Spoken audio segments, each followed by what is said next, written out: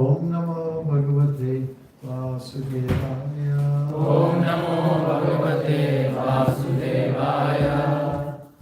O my Lord, the all-pervading wisdom of your heart, I offer my despicable inconsistency. Narayana Namaskritya Naram Chaiva Narottamam.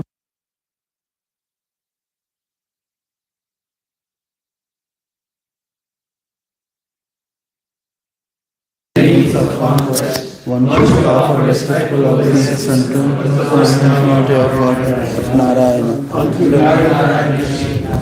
Consequently, unto Mother Saraswati, the goddess of learning, and unto Srila Vyasadeva, the author.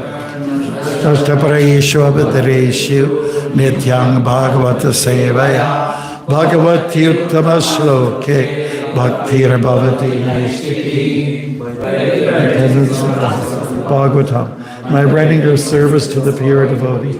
All that is troublesome to the heart is almost completely destroyed in loving service unto the personality of Godhead, who is praised with transcendental songs, is established as an irrevocable fact. Om Ajnana Tamarandasya Gyananjana Shalakaya Chakshurunmilitam Yena Tasmai Shri Gurave Namah. Born in the darkest ignorance, my spiritual master opened my eyes with the torch of knowledge. I offer my respectful obeisances unto you. Jai Srila Prabhupada ki. Jai Prabhupada. Okay. So we'll dedicate this to Manil on his birthday. Okay. And welcome everybody. All right. So we're just waiting patiently.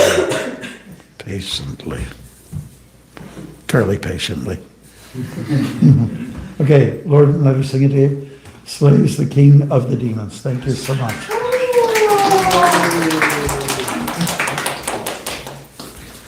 Hare Krishna. So what's up here? Are we doing a summary or? Yes, Maharaj. Or you can select a verse if you. Okay. Let's see, where are we here? What chapter is it? It's chapter 8. 8. 8 is great. 8 gopis, you know, all that good stuff. All right. We have some devotees that are here for the first time.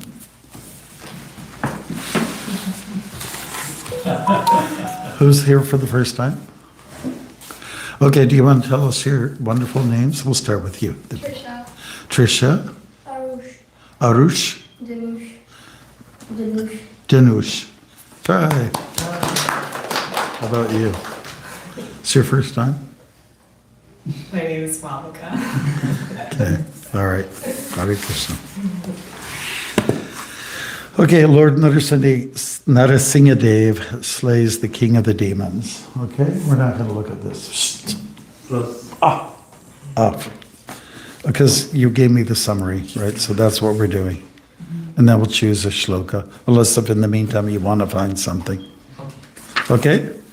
As described in this chapter, Hiranyakashipu was ready to his own son, Prahlad Maharaj. But the Supreme Personality of Godhead appeared in front of the demon as Sri Nrikishari, half man, and killed him. Following the instructions of Maharaj, all the sons of the demons became attached to Lord Prabhu's. Get your avatars right. The Supreme Personality of Godhead. When this attachment became pronounced, their teachers, Shanda and Amarka, were very much scared. Give me another word, synonym. Give me an A. Afraid that the boys would become more and more devoted to the Lord In a helpless condition, they approached Hiranyakashipu and described him in detail the effect of Prahlad's preaching. After hearing of this, Hiranyakashipu decided to kill his son Prahlad. Hiranyakashipu was so angry that Prahlad Maharaj fell down at his feet and said many things just to pacify him. He was unsuccessful in satisfying his demoniac father. Hiranyakashipu, as a typical demon, began to advertise himself as being greater than the Supreme Personality of Godhead. But Prahlad Maharaj challenged him, saying that Hiranyakashipu was not God, and began to glorify the Supreme Personality of Godhead, declaring that the Lord is all pervading, that everything is under him, and that no one is or greater than him. Thus he requested his father to be submissive to the omnipotent Supreme Lord. We're doing good so far. The more Prahlad Maharaj glorified the Supreme Personality of Godhead, the more angry and agitated the demon became. Hiranyakashipu asked his Vaishnava son whether his God existed within the columns of the palace, and Prahlad Maharaj immediately accepted that since the Lord is present everywhere, he was also present within the There's only one here. Everything. Oh, yeah, okay. When Hiranyakashipu heard this philosophy from his young son, he derided the boy's statement as just to talk of a child and forcefully Smash. Beat. Hit. Bang. struck the pillar with his fist. As soon as Hiranyakashipu struck the column, there issued forth a tumultuous sound. At first, Hiranyakashipu, the king of the demons, could not see anything but to substantiate Prahlad's statements, the Lord came out of the pillar in his wonderful incarnation as Narasimhadev, half and half man. Hiranyakashipu could immediately understand that the extraordinarily wonderful form of the Lord was surely meant for his killing, his death, and thus he prepared to fight with the form of half lion and half man. The Lord performed his pastime by fighting with the demon for some time, and in the what time is it? In the evening. He's portraying it very well. Yeah. Evening. On the border between day and night, the Lord captured the demon, threw him on his lap, and killed him by piercing his abdomen with his nails. The Lord not only killed Hiranyakashipu, the king of the demons, but also killed many of his followers. When there was no one else to fight, the Lord, roaring with anger, sat on Hiranyakashipu's throne. Very good. One more paragraph. The entire universe transcends bliss. Then all the demigods, headed by Lord Brahma, approached the Lord. These included the great saintly persons, the Pitas, the Siddhas, the Vidyadharas, the Nagas, the Manus, the Prajapatis, the Gandharvas, the Charanas, the Yakshas, the King Purushas, Vitalikas, the Kinkaras, and people from North York. I'm just joking. And also many other varieties of beings in human form. All of them stood not far from the Supreme Personality of God, and began offering their prayers unto the Lord, whose spiritual effulgence was Bright. Bright. give me a B, B, B, B, R, R, R, R, Brightness. I, L, L, L, L, L, L. Brilliant. Brilliant. As he sat on his throne. Hare Krishna. Is that good enough, Bruce? Yeah. I think we'll just not have a verse. Is that okay? Yeah, we'll be okay. Great. And by the way, here, this is for you. Okay. No, let's just see if we can be. 1, 2, 3, 4.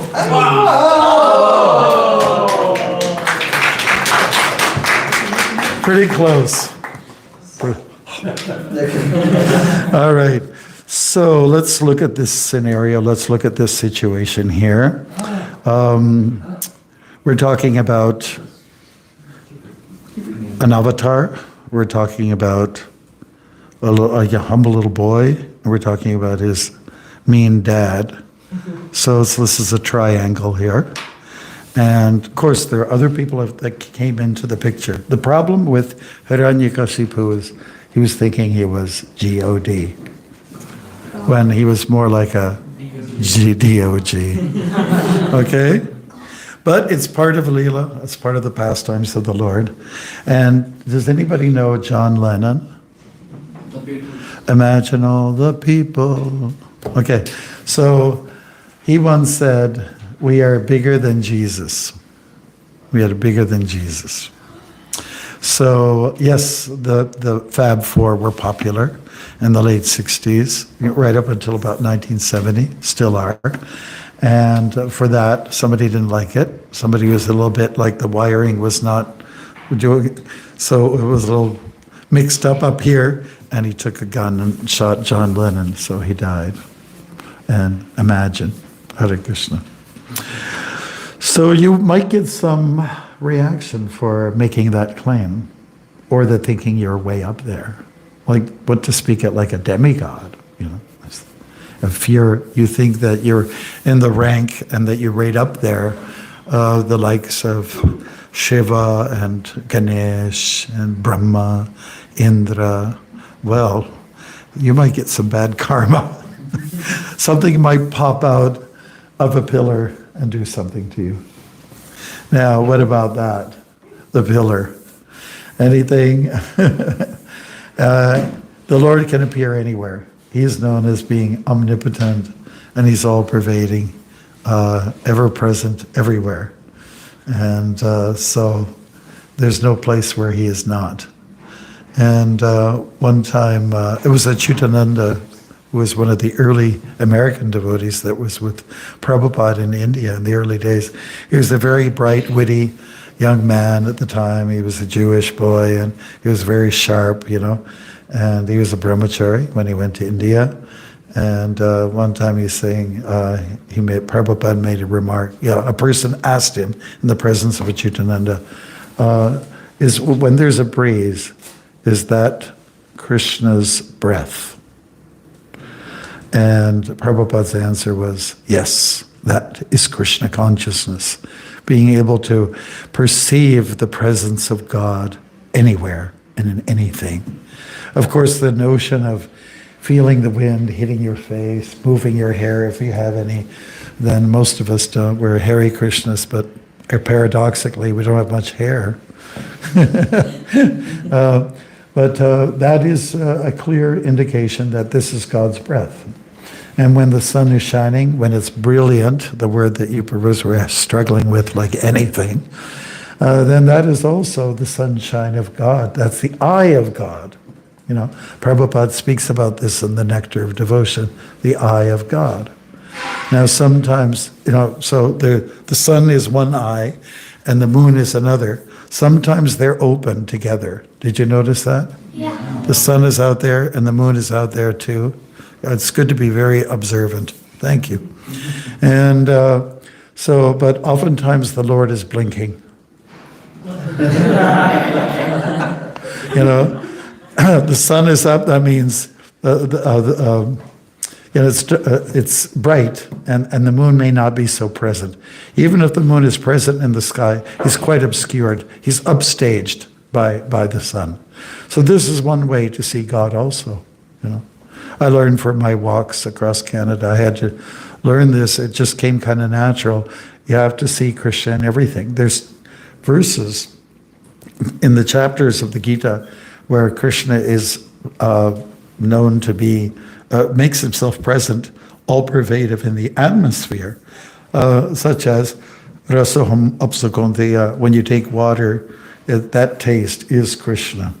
And then devotees try to understand, like, we're supposed to be a little bit like Gyanis. Gyanis try to be analytical. We try to figure things out. And by the way, on cue here. You know, I'm the taste of water. And it is very basic. It is very sweet. If you take water from the ocean, I was just at the ocean the other day, and you wouldn't dare, you know. You wouldn't dare. It's just... I also had the good fortune to walk Israel, and I went to the Dead Sea with some devotees. And at the Dead Sea, one thing that people do, there's a lot of people there, quite a few Russian people go there. Now, quite a lot of Russians are settling down there with a Jewish background, and because Israel is mostly Jewish folks. So they go and make a point of it to go to the Dead Sea. And there's all this fantastic mud, you know, kind of sticky mud, like butter when it's soft, you know? Have you ever had butter and squeeze it like this? And your mother gets on your case, what are you doing? Okay, so, you know, there's places where you walk and it comes between your toes, you know? It just, and everyone takes this mud and they have like a mud bath, you know? And you just cover your whole body with it. Yeah, here we are. And it's very good for your skin. Sorry, there was one place in Utah where we went, a place called Delta in Utah, and they have this lake with that kind of mushy kind of mud. And it's beautiful. So every day after a long walk, after doing a few miles, me and my two support devotee brahmacharis, we would sort of cover ourselves in this stuff and just let it cake on for a bit. And then after a while, you go for your swim. Now in the Dead Sea, look at this, you know? What do you think that is? That's like salt. It's salty water. And it has a buoyancy dynamic. You just kind of like float on it. I think there were some pictures of people just floating. You can't sink. It has all these minerals that keep you afloat. And you don't dare submerge yourself because it'll burn your eyes and your mouth. Now, we actually have a lake called Little Manitou Lake near Watrous, Saskatchewan. It's south of Candle Lake, which he knows. Anybody from Saskatchewan? Well, he was there for a few months. If you can show us Watrous. I think it's a really nice place of pilgrim. They have that buoyancy dynamic. You can't sink in that lake. When you go there, you just kind of float. It's really, you know, one person who described it to me, you got to go there, Swami. You got to go there. All you have to do is just lie down and you can just read the newspaper upside down in the water. Yeah, so this is Watrous. That's the town, very small. Yeah, and they have these wonderful, you know, kind of like this really nice, coulees like they have in Alberta, where it's like a smooth, you know, smooth hills rolling down. It's a very small town, really, and the person who actually occupies, you know, this is a very typical Saskatchewan scene, a grain elevator, and it's so charming, you know. First time I did a walk, I walked under every last one of these that I came to in every town. Second time I walked, they were all gone. You know, they were like a fire hazard. Okay, so this is the resort here in Watrous, and it's owned and run by one of our devotees from Brampton. You know, and he spends some time there, and it's really funny. he told me some funny stories. The Mennonites come in and they, with their family, and they want to just rent one room for all 12 of them. I said, it's against the law. See, you just float. You just float. You can't sink. And you don't even have to have your Crocs on. You know, so, and then they have these pool situations inside for the mineral water, and you just float. So this Prabhu was telling me some of the Mennonites, when they lie down and they fall asleep. They just fall asleep, you know. And then when they hit the wall slightly, like someone may come and just push them over. Say, why did you do that? Why did you do that? I was sleeping. So it's kind of really a mysterious place. There's a beauty to it, really it is. There is a little bit of that mossy stuff that you have to deal with, and for those who are a little playful, you just throw it at each other when you're in the lake. Yeah, so there you go. She's actually floating. She's actually floating. And our indigenous people, they used to go there for healing. It does heal you. It just really takes care of a lot of toxins. You know, you don't drink it, but you float there. It's all good for your skin. And when you come out, oftentimes there's a little white, you know, dried up minerals all over your body. Okay, let's get back to the story. So Hiranyakashipu had a problem. It was called ego. And as we expressed before, ego, it could be an acronym for edging God out. So he was very good at that program, at edging God out, pushing God away. I'm God. He had an issue with Vishnu, and it was very astounding to him that his own son was preaching the glories of his arch enemy. So, you know, the classic picture of Hiranyakashipu with his son on his lap. I think it's the right thigh. How was school today, son? Does your dad do that with you? With your mom? Okay, well, they don't do that. Okay, all right. I'll have a talk with them. Okay, so it's natural. How was school today? Or how was work today, hon? Those kind of things. And so Prahlad disappointed his father. He said, well, I didn't really learn much. What, you didn't learn anything? I didn't really learn anything from Shanda and Amarka, the teachers of the time. So, and Prahlad just volunteered to go on. But I did learn something from somewhere else.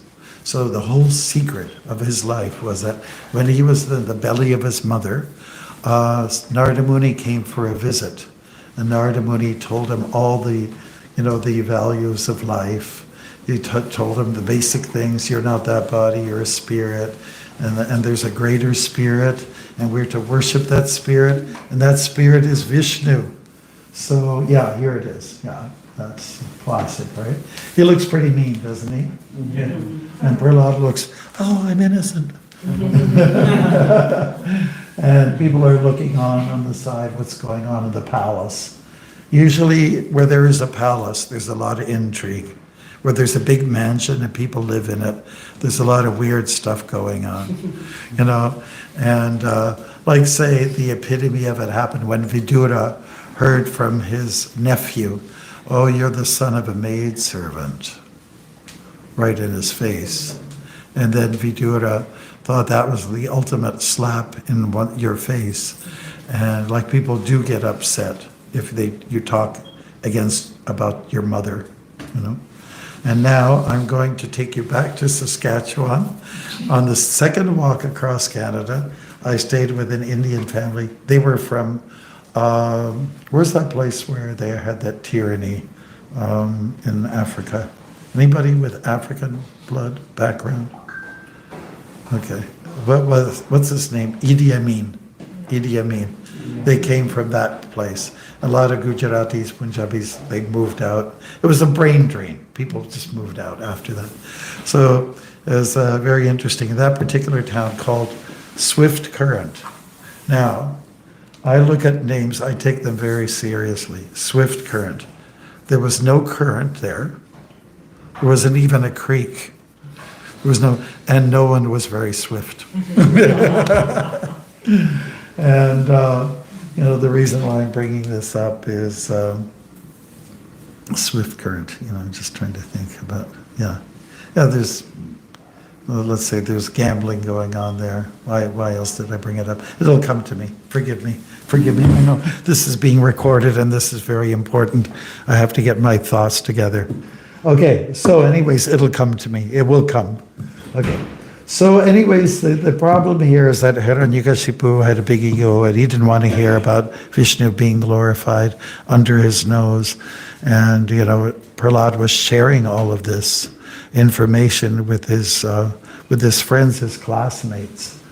And that was not appropriate. It was not the right priority as far as Hiranyakashipu is concerned. You know, basically the syllabus was Dharma, Artha, and Kama, you know, and do you know what subjective matter is missing when I present that list? Moksha, right. So that's liberation. So Dharma, yes. Hiranyakashipu, the likes of him, Ravana, they worshipped demigods. They were dharmic on one level. They actually were. They were submissive to someone. And the case of Hiranyakashipu, who was it that was describing Jagadatma Prabhu the other day that his head got so hot, you know, he was undergoing austerities and the demigods felt the heat and they came down to complain. So, yeah, so the information was getting out there. Hiranyakashipu did exercise dharma, religious principles, but in order to achieve something that's a little bit mundane. There's nothing wrong with that. Like most of you are going to school and you're going to establish yourselves, you know. You're going to school so you can get stabilized in your life, you know, getting a good job, earn some income, you know. But the problem is there's, if you just end at kama, you know, the fruits of your labor, then you're missing the boat, you know. So dharma means being religious. Artha means what?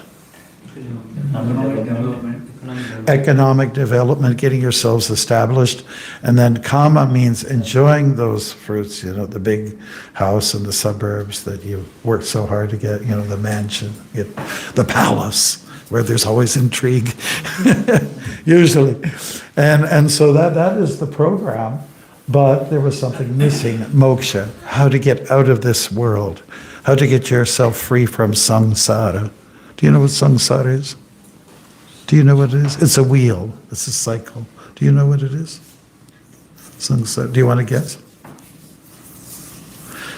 I've heard of it, but Samsara. Okay, it's like a wheel and it means birth, death, old age, and disease. Birth, death, old age, and disease. You can all say it. Birth, death, old age, and disease. Yeah, right here, Prabhu here is pointing out birth, death, old age, and disease. Yeah. And so what really needs to happen for us, you know, if we're at least taking the lessons from Prahlad seriously, is to end samsara, to end the cycle of birth and death. Should we fear death? Should we? Well, can I get an answer from you, Bruce, on that? Should we fear death? No. No? Yeah, I think it's a yes and a no. Yeah. Do you want to explain it, Mahabhagavat Prabhu?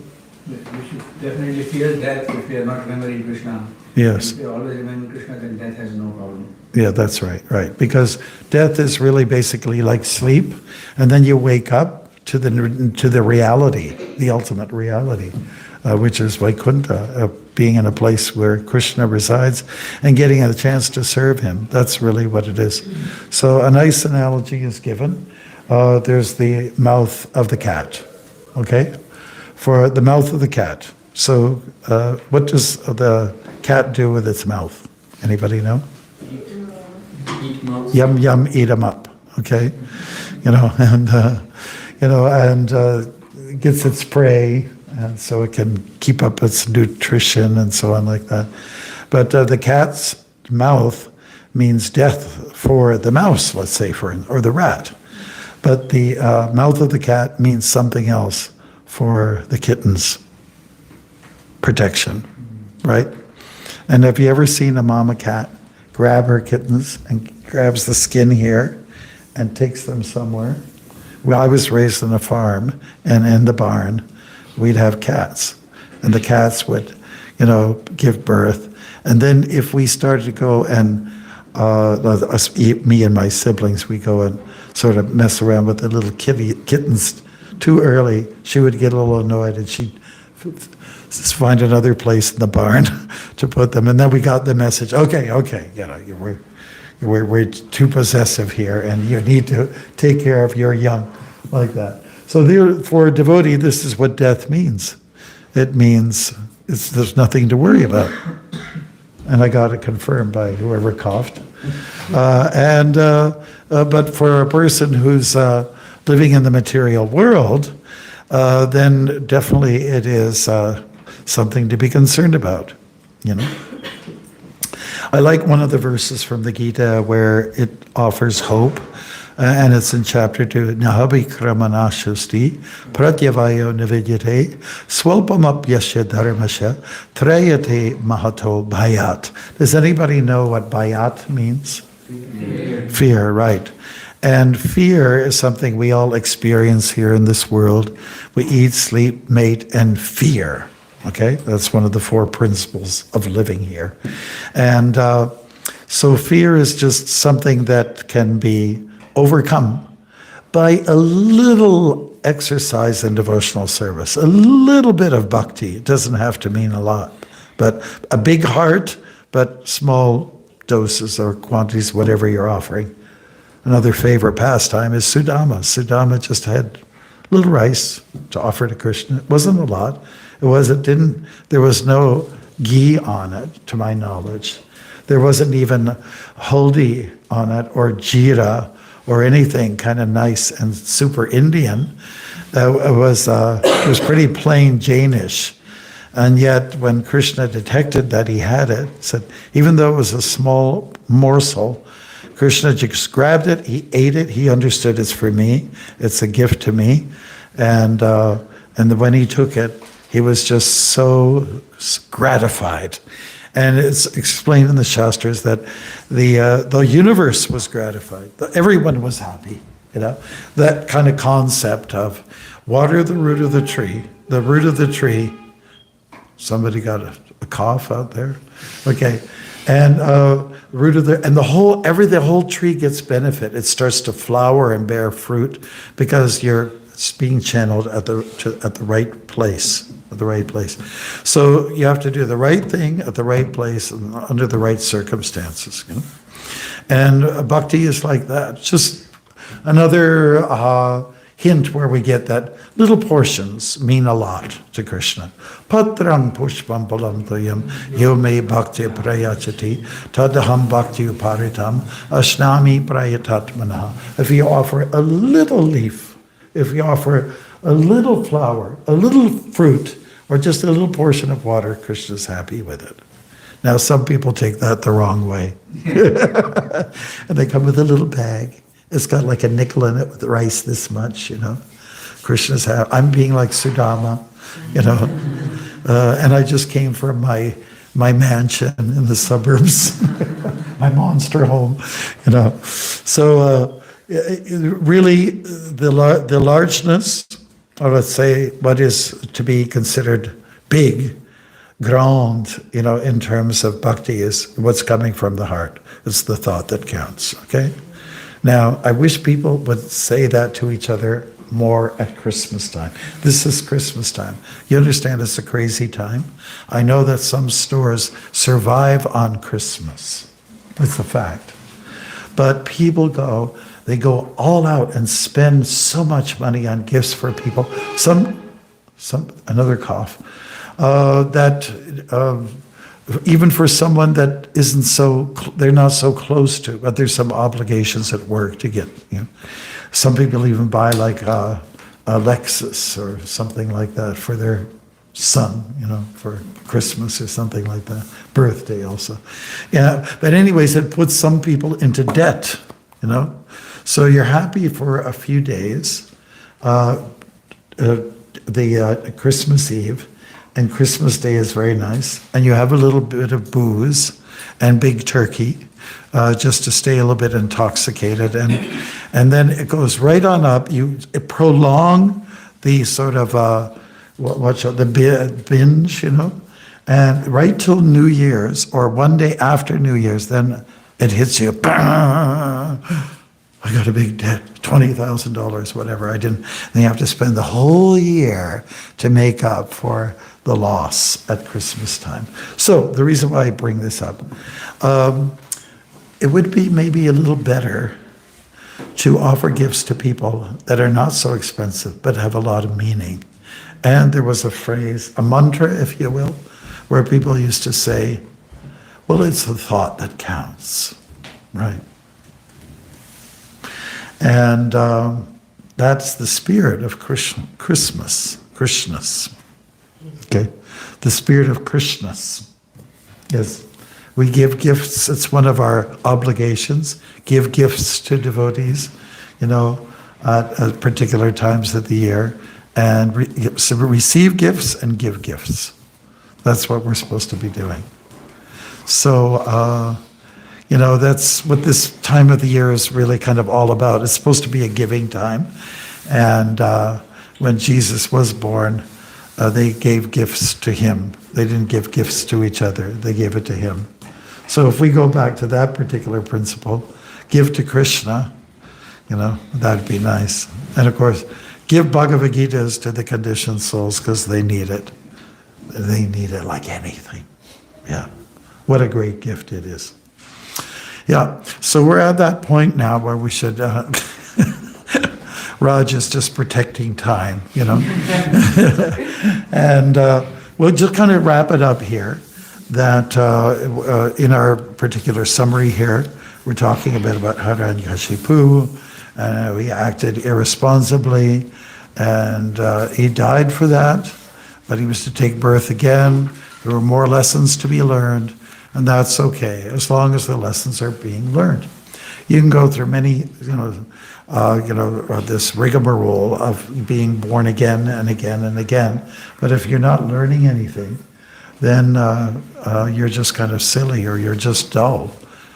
For every day of our life, going through the cycle of morning, afternoon, evening, morning, afternoon, evening, we should be learning something new every day, something that's impactful. It can be a small thing, but it should mount up to be a mountain. Isn't it? Every day we should be searching for that. What is that new thing that I can learn today that I will be able to retain, that I can put into practice? Good. So we have a bright hand up right now. Thank you very much. Yes, you're very right. You're very smart. He was, but he played the role of a not so nice person. He was not nice, he was naughty. I think he took like 3/4 of people. That's right. That's right. You should be up here. No, that's absolutely correct. Yes, that there was let's say a role that was to be played out here, and that Hiranyakashipu had to learn another lesson, so that he had to take birth again. Does anybody know which birth he took? Yeah, that's right. That was the next installment. Ravan and Kumbhakarna for Hiranyaksha and Hiranyakashipu. And then finally, what was the next installment? Oh, I recognize hands, Prabhu. Okay.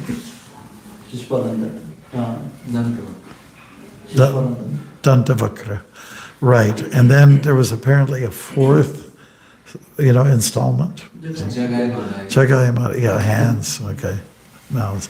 I'm more into hands than mouths. Hands come first. All right. So that's true. Thanks for bringing that up in terms of the whole story. Yes.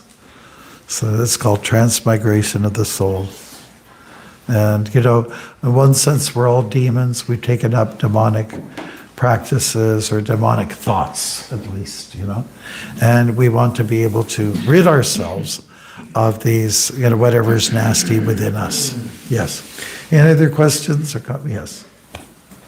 Maharaj, like you mentioned, Hiranyakashipu had dharma, and But the guru that he had, Shukracharya, he was not from the line of Guru Parampara. He got the position in inheritance. So was he able to teach him dharma, or what was dharma for Hiranyakashipu? It was going to teach him Dharma. Is that what your question is? Well, Dharma was all part of the curriculum, to honor demigods and so on like that. So, but moksha is really the question, right? Moksha, that was not in the curriculum for the school of hard knocks. And so that was what was missing. And Shukracharya has a reputation for making some mistakes, Yeah, he had guru status, but let's say he wasn't up to the mark of what is expected for people. There's the whole story of Bali Maharaj and how, he was teaching Bali Maharaj, you give to the Brahmins, give to the priests. After all, I'm a priest. That was kind of behind it all. And then when Vamana came into the, territory of Bali, Bali thought, okay, here's a Brahmin. My guru told me I should always serve the Brahmins. And even some mention about Vishnu being honored. But now Shukracharya took a little turn around. He said, don't give anything to this guy, this little guy in disguise, like he could have been you. And don't bother giving him anything, First of all, he was a Brahmin, so Bali was obliged to give. Secondly, he was told that's Vishnu in disguise, okay? So Bali, he kind of calculated things, and he said, I've been hearing all my life about how Brahmins are to be honored, and to some extent Vishnu, and now my guru's saying something different, so he rejected him. So Shukracharya was a little bit of a nonsense, if I could say that. I hope I don't get cursed for saying that. But, he was the guru of the demons, so you can understand that there's something off here, right? And so that's important to take note of. Yeah, Shukracharya was a little bit off course.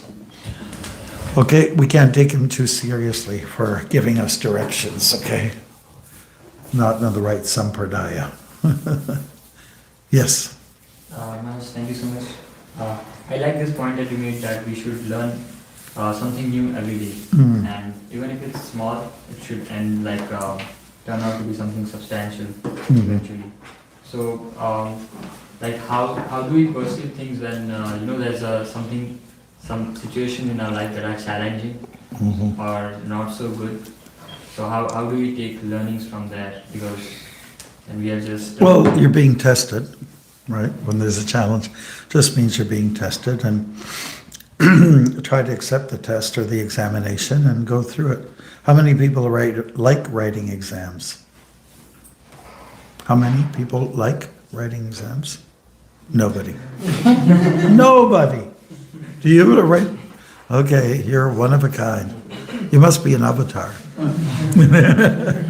Okay, writing exams. So the thing is, but you do them, you write the exams. When the exams come not in an official way, but in an informal way, or what might appear a casual way, you have to understand by the ways of karma and the ways of the Lord, God's policy with karma, He's giving it to you. So if He's administering the examinations, the tests, we should take it seriously, because it's those tests that build character. The other ones don't necessarily. They don't. So the little exams that come to us end up piling up to be a Mount Meru. I was joking with the devotees. We were in Japa Walk in Havana the other day in Cuba, and the sidewalks aren't the best. And if there was like a part of the sidewalk looked like a crater, okay, here comes Grand Canyon. And then we all had to laugh. Oh, and then, the next thing would be like a big slab of cement, tilted like this, and then we'd have, here's Mount Meru. So everything will really start piling up. Let's say in terms of passing the examinations, And each day I've passed, you know. How do you pass them anyways? You get some strength from the devotees. Somebody who's got a little more experience than you in life and in devotion. Get some help from them so that you can pass the exam. How many people have studied their exams and they got some help from some mentor, you know, or you look online? Yeah, see, we do that all the time. So when it comes to dealing with the challenges of life itself, which can be very overbearing sometimes, shouldn't we seek help? Shouldn't we get some guidance, some encouragement? Like Krishna was like that for Arjuna, right? He was encouraging him. There's the one film called The Legend of Bagger Vance. Has anybody ever seen it? Year 2000. And the whole story is a take on Bhagavad Gita. And Will Smith plays the role of Krishna in it. And he's like a caddy. That means someone who takes the golf. There was a golf tournament in the southern region of the U.S. Savannah, Georgia. You know, where people talk funny. And it was the Depression time. People were out of work. And so then somebody came up with the idea, why don't we have a golf tournament, you know? And they used to, the town Savannah used to do really well in golf tournaments, you know, before the war and the Depression. And so there was one person who said, yeah, let's get our champion back in, and, you know, and we can have a tournament and it'll boost the morale of the place. And the person's name was Arjuna. R. Juna. That was his name, you know. And so Will Smith came into the picture just out of nowhere, like Krishna. And he gave him all this encouragement. It was a very good film, actually. There's this little part that you don't want to see, but anyways, the rest is okay. But it's a take on Bhagavad Gita, the whole thing. And the winning shot, you know, when Mr. Arjuna takes the golf and he hits the golf ball, and it goes up in the air slow-mo, and then there's like a choir, like sounding like angels. And it lands and goes in the hole. So he won the game. And that's very encouraging. I think the public don't see the parallels, but it was intended to tell the story of Bhagavad Gita. So Will Smith is telling Arjuna, he says, you know, because Arjuna had lost his sense of swing, and he was just encouraging him. Just go. It's the game. Just go for the game. That's all. And yeah, it's tests. That's really what it is. Everyone's got tests, right? Every day.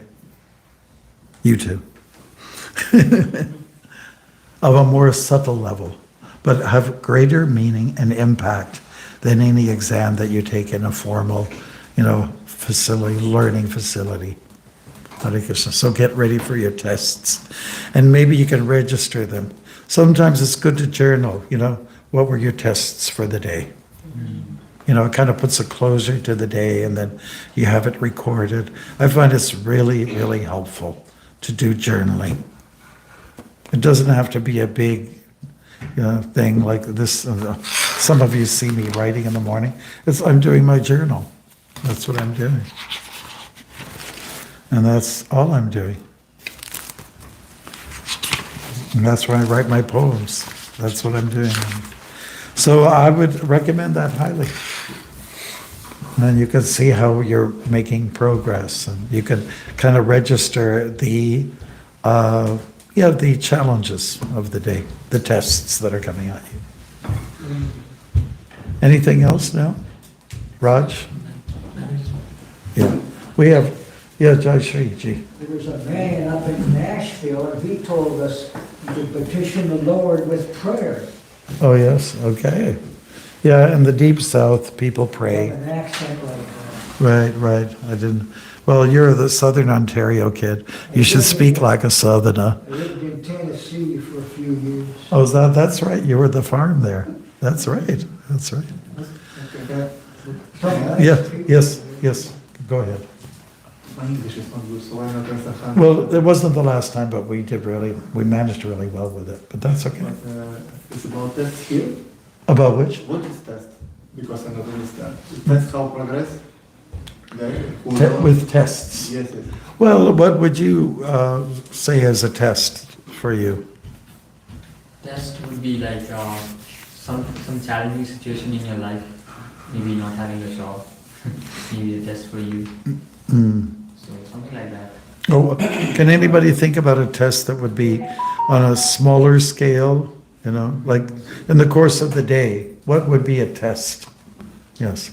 When we get controlled by our senses and start getting angry on simple, silly things. Yeah, that's okay. You're speaking generally. I'm just looking for a specific, particular thing that might be a test. Go ahead.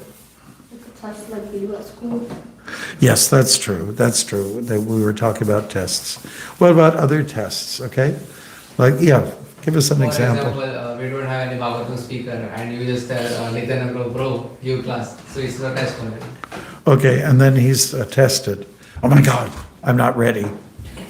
Yes. Okay. What else? Let's say what other kind of test would happen within on a regular day? What Small health issues. small issues? But that's what kind of issue? Headache, cholesterol. Headache, oh, that's a challenge, sure. Which you had the other day, right? Okay. Yeah, we noticed. When your colleagues are drinking tea and you cannot drink tea. Okay, that's a test. Okay.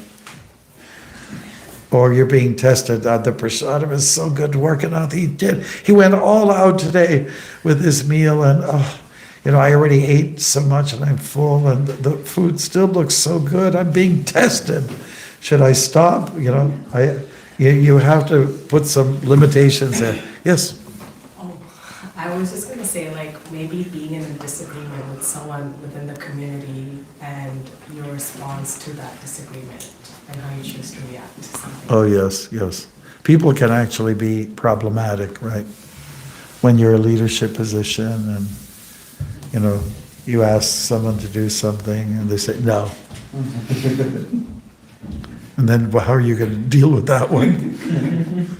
Sometimes in the planes where you go, some people are so full of nonsense. They are very demanding, and I feel sorry for the flight attendants. Like one guy, he put his guitar up, and it took like a whole space on the overhead. And one young man came, a flight attendant, said, sir, we're going to have to adjust it a little bit to put other things. No one's going to touch that. You just leave it right like the way it is. So the guy, the flight attendant is supposed to deal with characters like that. Anyways, things got smoothed out. And the fellow with the guitar guy, when everyone was emptying out, he was just waiting for everyone to get off. And he was sitting next to me, said, well, I'm just a little in my downtime right now. He was chilling, like everything was kind of about him. So you have to deal with people who are like that sometimes, at your workplace, at your school. Or what about when you're bullied? Has anybody been bullied when you were a kid at school in some way? Psychological or physically? Anybody been bullied? You guys been bullied? Do you bully each other? Or? No? Nobody? Okay. You love each other, right? Do you love each other? That's classic. I hope you got that. Yeah, we think you're wonderful. What a wonderful family, isn't it? So that you're really being tested. You're shaping your life. You're trying to grow and be somebody, and someone kind of stands in the way. It can be very traumatic. And the bullies are the ones you have to feel sorry for, because they're the ones that went through big challenges in their life, probably beating at home and, not being looked after by parents. Those are the kids that are troubled, that trouble other people. and there's a lot of them. It's called Varna Sankara, according to the Bhagavad Gita, unwanted population, and with, kids not having a mom and a dad, or even a mom and a dad who are not even proper sometimes. It's just on the rise, these kind of troubled, confused people, Yeah. I think I'm a girl. Oh, I think I'm a boy. Like Hare Krishna. And then they reinforce that in the school. They reinforce it. It's terrible. I'll tell you a funny story about that. One of our good friends in the Halifax area, I forget he was in our play, remember? Yeah. With the long hair. Oh, the king? Yeah, what was his name? Anyways, he told me a story about his nephew. So his nephew was in school, was just like young, maybe 12 years old or something. And the teachers came in and told the class, if you think you're a boy or you think you're a girl, just let it be, So then, that's the gist of it. So then he brought in he put like blue nail polish on his fingers, And then kids were teasing him about that, right? Because he thought maybe it should be a girl. And they were teasing him. I got to the teachers, and the teachers told the kids, you should not discourage him, Let him be what he is or what he's supposed to be. Can you imagine? And then I asked this Prabhu, the uncle, so how did it all terminate? How did it end up? And he said, well, he ended up, 2-3 years later, he became the hockey coach for the boys. So he was determined, I'm a boy. I'm a boy. Right. So we're just talking about the age of confusion. You decide what you are. Yeah, you have to decide what you are. All you have to do is look at all your parts of your body and it should tell you what you are, right? These things. Prabhupada used a phrase, these things are going on. To indicate when something isn't quite right. But he would say things like, these things are going on. All right, anything else? Because I think Raj is protecting the time factor. I think we should end it there and stick to our, schedule. We're supposed to say schedule in Canada, by the way. Schedule. We're supposed to schedule. Yeah, it's British. We're kind of in the middle. Talk about confusion. We're part American, we're part British. Color. How do you spell color? C-O-L-O-R. What did you say? C-O-L-O-R. C-O-L-O-R by the computer language, but that's not what we're supposed to be. C-O-L-O-U-R. We go by the British system. And we say, from A to Z, and they say that in America. We say A to Z, which is weird. But anyways, Hare Krishna. Hallelujah. All right. Vancha kalpatarubhyascha kripa